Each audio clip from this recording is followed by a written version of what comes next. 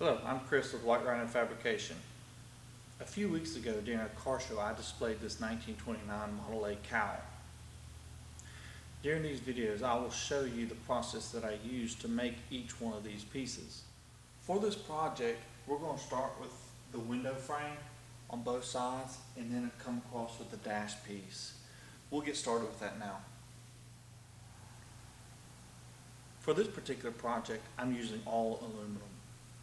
And this is one of the template pieces that I created for this window frame. And in just a minute I'll weld these together for you and show you what it'll look like.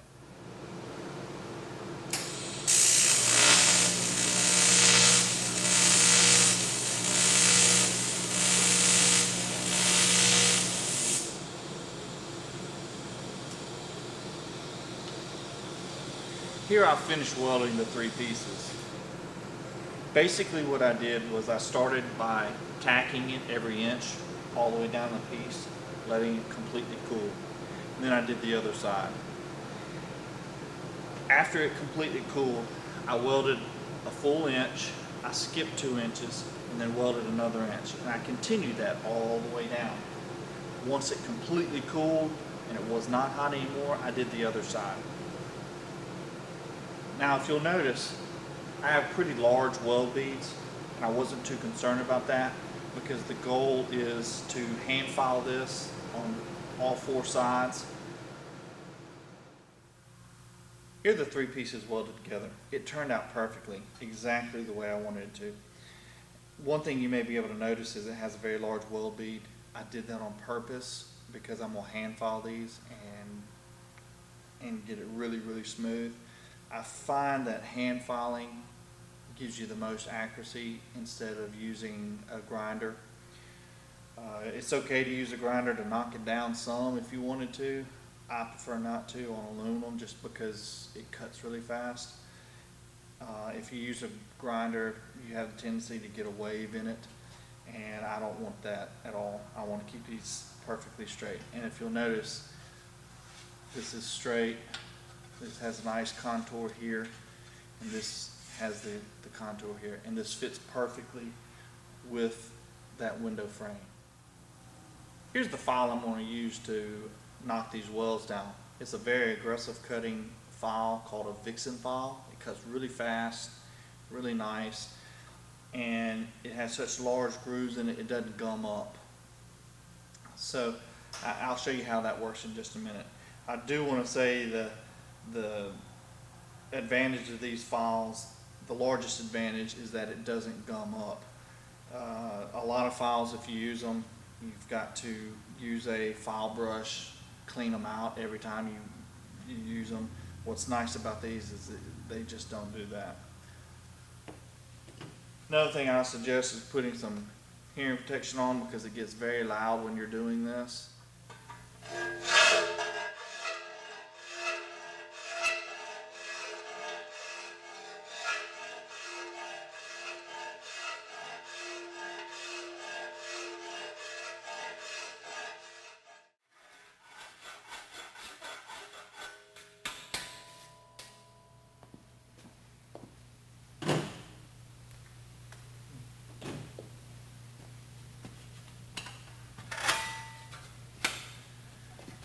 As you can see, I've got the whole thing filed down, and it did exactly the way I wanted to. Kept it nice and straight, filed these to a sharp corner, all sides. If you'll notice, there's a few divots where I didn't put enough filler rod, and that's okay because I'm going to round over these corners and give it the shape that I want. Of course, if it's too low, then I'll have to come back, add a little filler rod, refile, and continue to shape these corners. Right now I've got a nice sharp corner, like I said, and it looks pretty good. It's nice and it's still straight, and some of you may be worried about the scratches on it. Don't worry about that. On this aluminum, this will buff out real good and don't have to really worry about it. On steel, it'll also buff out and sand pretty good, but I wouldn't be too concerned about it because once your paint body guys get a hold of it, they're going to put a high build primer and then block it down so you'll never know it. These look like they're really, really deep, but they actually aren't. They're very shallow scratches, really. So that turns out perfectly, actually. And this is the last one. I've already done both pieces. And next piece that we'll work on will be this top dash piece. Looking pretty good.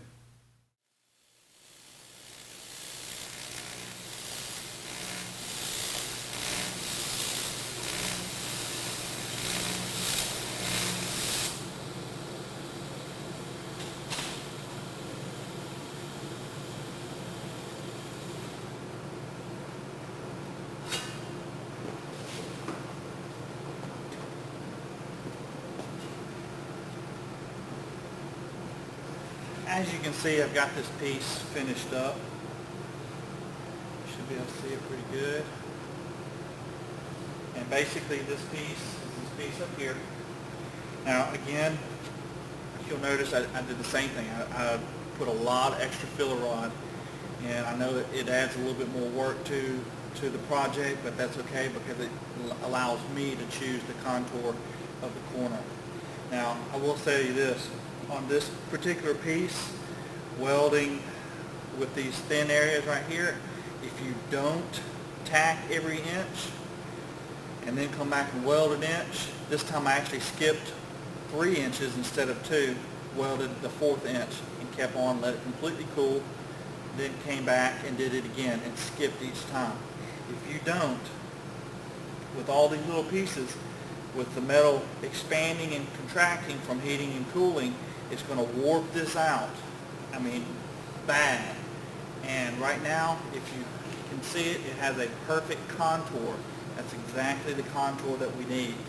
And it doesn't need anything, no hammer and dolly work at all.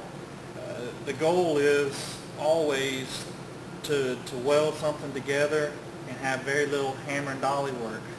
That doesn't always work out. Sometimes you get lucky like I did with this piece and it's nice and flat and straight like you want it with the contour. Sometimes it just works out good like that. So I'm going to file this down and we'll move on to the next piece.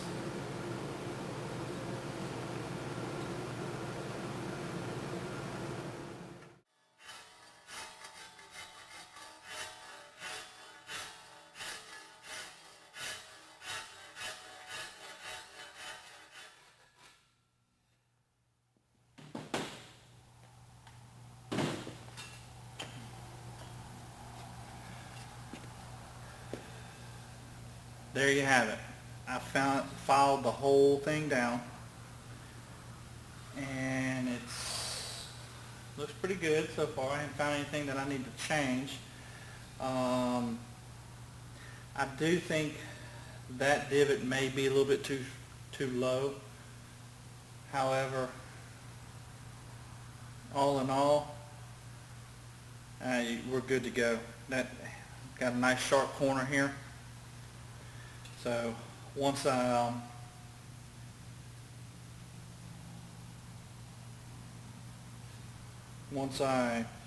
round that over, it'll be ready to go. Then we can attach this to the window frames. The next piece we're going to build is going to be the top window frame of this 29 Model A. I'm going to cheat a little bit. I'm going to use a piece of rectangle tube as the backing behind this. You have to remember that these old cars, the sheet metal is wrapped around wood, and since we're not using wood anymore, we're going to stiffen it up a little bit. In doing so, I've actually cut this front piece short just a tad, and what that's going to allow me to do is fit the tube behind that and then weld this smooth with the A-pillar. That'll finish off the main frame. And after I get that done, welded, filed, and then smoothed out, we will go into making all the smaller sheet metal pieces. but we have to get the main frame to start with done. And that's basically our base. And once we have all that put together, we'll know that once we have the panels on either side done and we start making the upper cowl, we'll know that we're in the right spot. Now that I have my machine set up, I'm going to stitch weld this across the top. I'll flip it over, stitch weld it on the back, and I'll file the underside. This side won't matter, you won't see it, but I still want it to look good. So I'm going to get to welding this, and then we'll flip it over.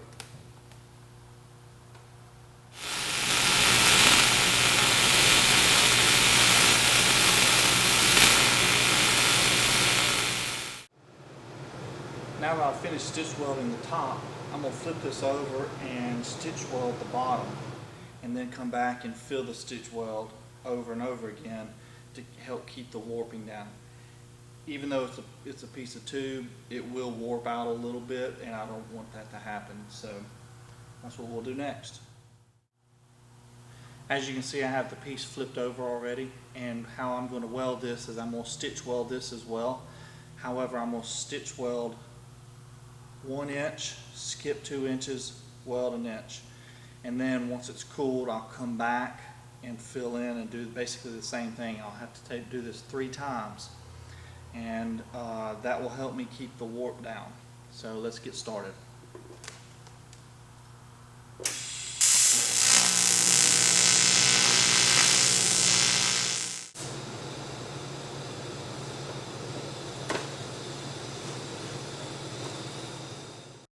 Now that I have this completely welded and it's sat here for a while and cooled, I'm going to file it down and get it ready to assemble in the main structure of the windshield frame. And what I'm going to do is I'm going to put my ear protection on and file, and before long it'll be ready to go.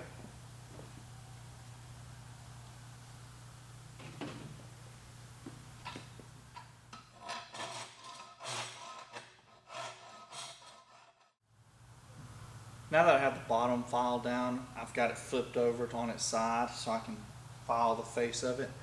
And once I have that done, I'll actually be able to roll that edge the way I want to, and we'll be ready for this piece to go on.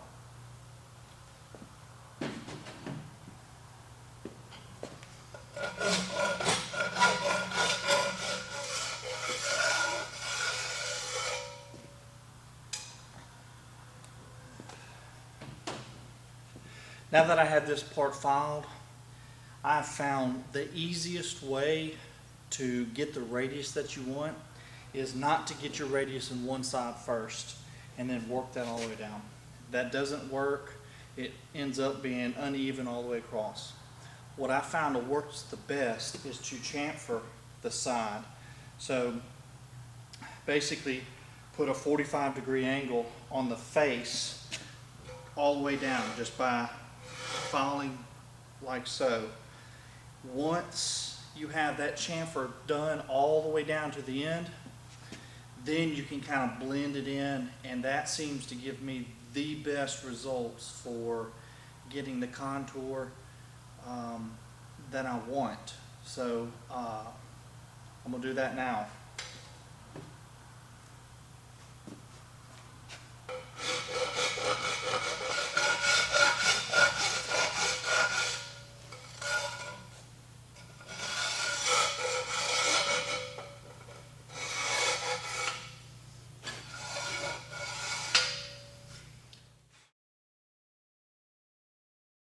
See on that plane all the way down whether it's even or not. You know, it doesn't have to be just dead on, but it's so much easier to round that out because you've got most of it done already, and by doing it this way you'll get a more even curve, almost like it was broke on a brake.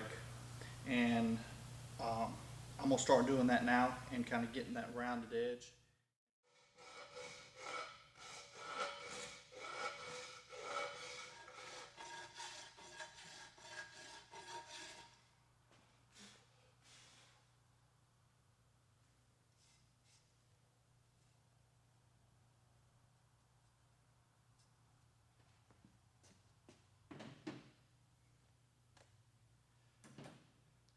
there's the top piece to the window frame.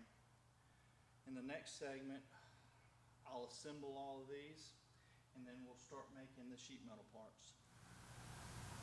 As you can see, the upper windshield assembly is complete. The next part of this project is to build the lower cowl pieces. From there, we'll build the upper cowl pieces, the upper firewall piece, and then the lower firewall piece. That'll complete this part of this particular project.